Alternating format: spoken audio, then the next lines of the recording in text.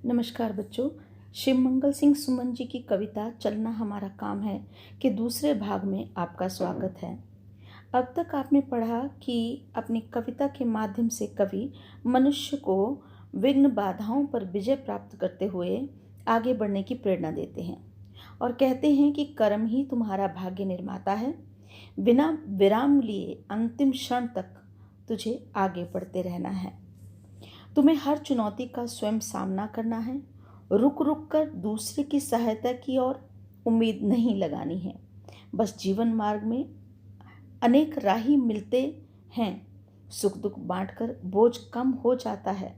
सफ़र का बोझ कुछ हल्का अवश्य हो सकता है, परंतु अंत तक अकेले ही आगे बढ़ना है।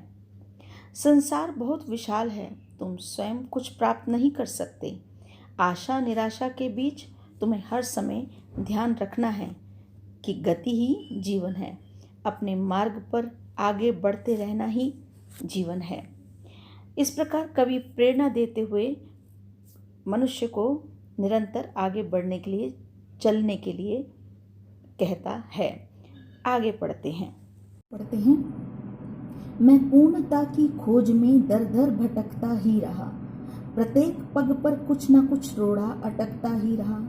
कवि क्या कहते हैं कि मैं अपना जीवन जो है वो हमेशा मनुष्य का जीवन, मैं यहाँ पर मनुष्य के लिए कहा है कि मेरा मनुष्य का या मेरा जीवन हमेशा अपूर्ण अधूरा ही रहा।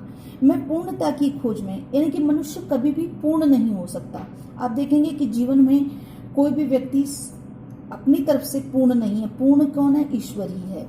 तो उसके जीवन में सुख दुख आशा निराशा कुछ ना कुछ रहता ही रहता है, लेकिन मनुष्य हमेशा पूर्ण होने की अभिलाषा में हमेशा आगे बढ़ता रहता है। मैं पूर्णता की खोज में, उसकी खोज में हमेशा आगे बढ़ता ही रहा, दर दर भटकता ही रहा। अपने को पूर्ण बनाने के लिए, संतुष्ट बनाने के लिए हमेशा मैं दर दर भटकता रहा, कोशिश करता रहा, दर दर हर जगह किसी की सहायता के लिए या प्रतिपल जो है उसको पूर्ण करने के लिए भटकता ही रहा। प्रत्येक पग पर कुछ न कुछ रोड़ा अटकता ही रहा, परंतु शायद ये भूल गया कि जीवन अधूरा है, कभी भी पूरा नहीं हो सकता।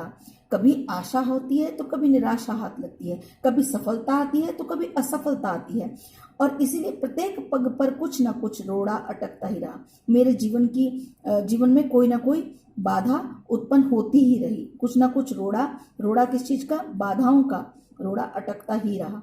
पर हो निराशा क्यों मुझे? परंतु इस बाधाओं से, इन असफलताओं से मुझे निराशा क्यों हो? मुझे नहीं होनी चाहिए, क्योंकि जीवन इसी का नाम है। जीवन तो इन आशा निराशाओं, सफलता असफलता और इन्हीं का नाम है।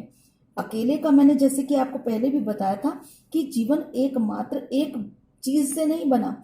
सुख दुख आशा निराशा सफलता असफलताओं से मिला हुआ है। जीवन उसी का नाम है। जीवन में ये आनी ही आनी है। अर्थात कहने का तात्पर्य यह है कि जब असफलता आए, जब निराशा आए, जब बुरा समय आए, तो मन जो है विचलित नहीं होना चाहिए, क्योंकि स्वयं को समझाने का प्रयत्न करना चाहिए कि जीवन कभी भी पूर्ण नहीं हो सकता। मनुष्य हमेशा अधूरा ही रहता है, पूर्ण नहीं हो सकता। किसी ना किसी वस्तु की, चीज की हमेशा कमी रहती ही रह जाती है।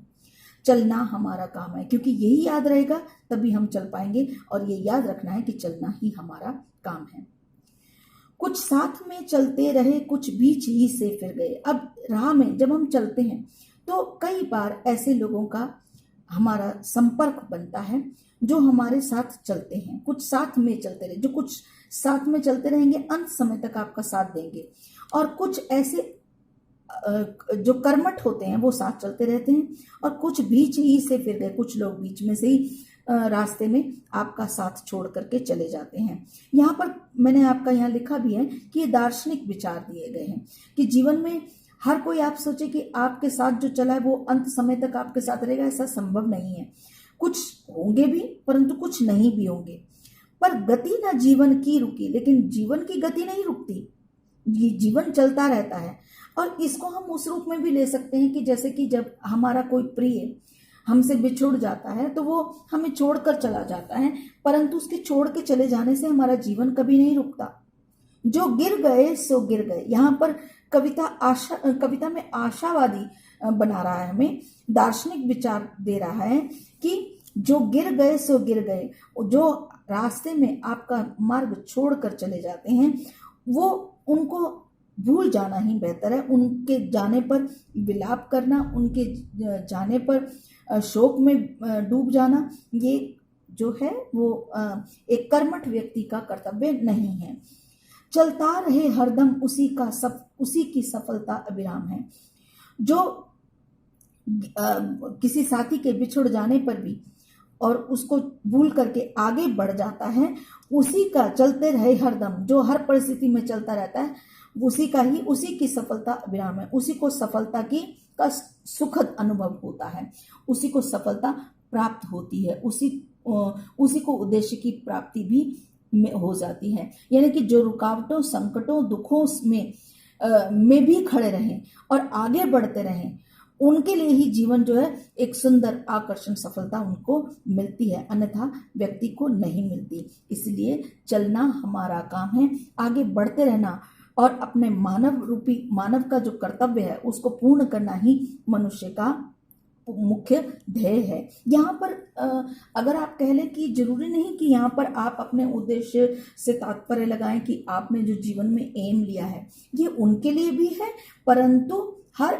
ऐसे व्यक्ति के लिए है कि जो जीवन के अंतिम पड़ाव तक जाने के लिए, हम अंत समय जब हमारा मृत्यु आने लगती है, उस समय तक वो कर्मठ बना रहे, अपने जीवन को आगे बढ़ाता रहे और चलता रहे, निरंतर चलता रहे, अपने उद्देश्य की ओर बढ़ता रहे। अगर वो बढ़ेगा तभी उसे जीवन का सुखद अनुभव होगा। जो संकटों में, और आपको मालूम भी है कि संकट और दुखों के बाद ही जो सुख की अनुभूति होती है, उसका जो अनुभव है वो बहुत ही अवर्णनीय होता है। तो तभी वो सुख का अनुभव आपको होगा जब आप निरंतर बढ़ते रहेंगे, चाहे वो आपके साथ कोई आए या ना आए। आने जाने में जीवन में साथी भी आएंगे, आते जाते रहेंगे, परंतु आपको आगे बढ़ना है, इसी का हर समय ध्यान रहना चाहिए। तो यहाँ पर हमारी कविता समाप्त होती है। बच्चों, आपको कुछ ना समझ में आए तो कल की कक्षा में आप मुझसे पूछ सकते हैं, और साथ ही साथ इसके साथ ही हम वर्कशीट भेज रहे हैं आपको, उसको करने का प्रयास करें। धन्यवाद।